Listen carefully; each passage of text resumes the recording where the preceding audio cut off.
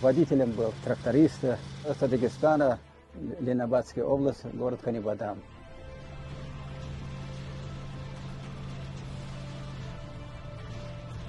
Я и служил раньше здесь, в России.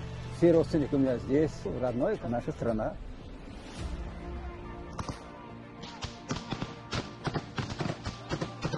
Я беру этого товарища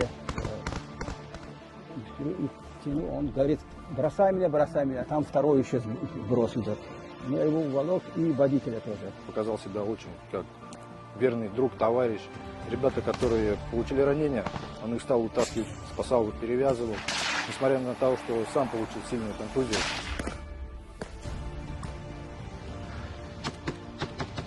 Я старался все время шел вперед только.